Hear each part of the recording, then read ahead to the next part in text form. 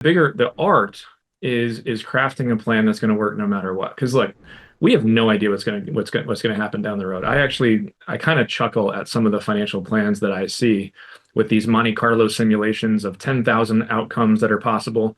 And those outcomes are generated based on historical averages and historical standard deviations of markets, and projecting that history forward as if history is going to repeat itself.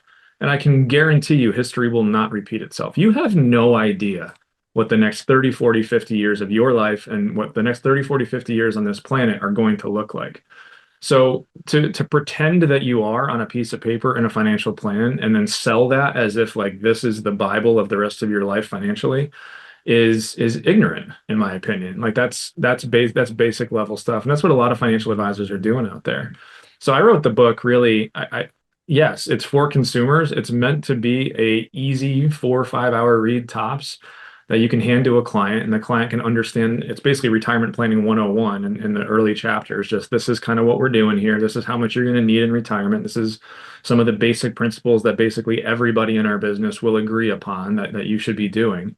But it finishes with a story that a lot of advisors aren't telling, which is, we're not, it used to be that we were in the age of pensions where you could work for a company for, 30 or 40 years and they would guarantee you a pension or a guaranteed paycheck you could never outlive on top of getting a social security, the other leg of the stool. So you had all this guaranteed income in retirement. And for most people today, that's not the case. For most people today, Social Security still is there. There's going to be some challenges moving forward, but it'll still be there.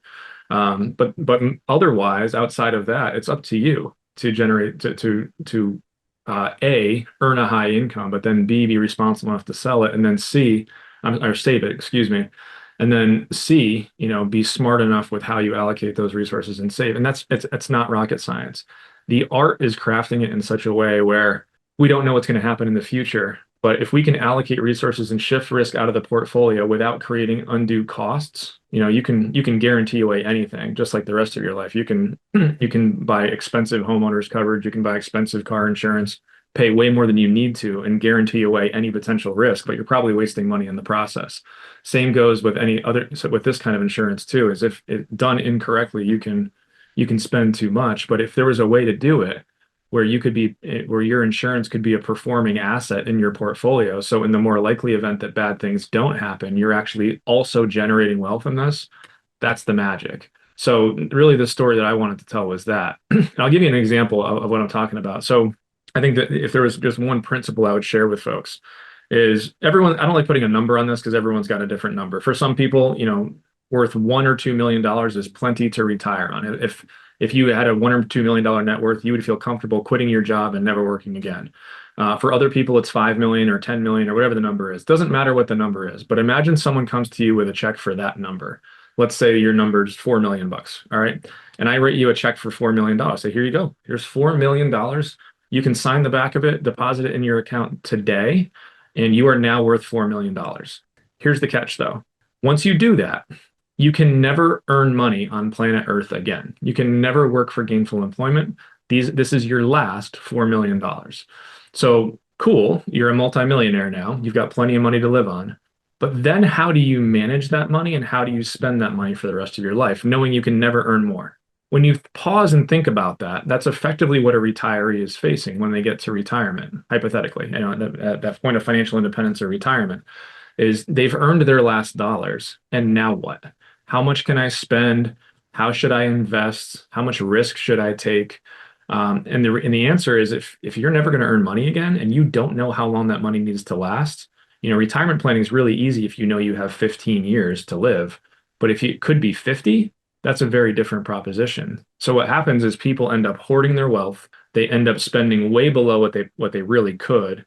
They end up taking a lot less risk in their investments than they should. They're missing out on upside and potential gains because they're afraid. And it doesn't have to be that way. And that's kind of the mass affluent issue in the world today. Like once you get to a place where you have enough money and you're going to be okay and you are going to be worth some number of millions in retirement, then how do you spend it? Right? That's the issue that no one thinks about ahead of time.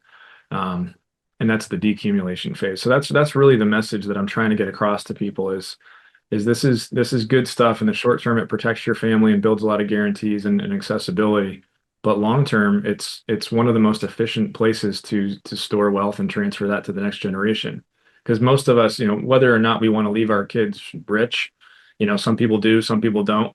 We're all at the very least, going to be obligated to our spouses. We're not going to impoverish our spouse upon our death. Like we're going to leave assets Right. behind. So this is the most efficient way to do that. I help moms, women build wealthy kingdoms that will last forever, and to have authority over their finances by helping them pay off debt, increase cash flow, lower your expenses, build your credit, all using your own income.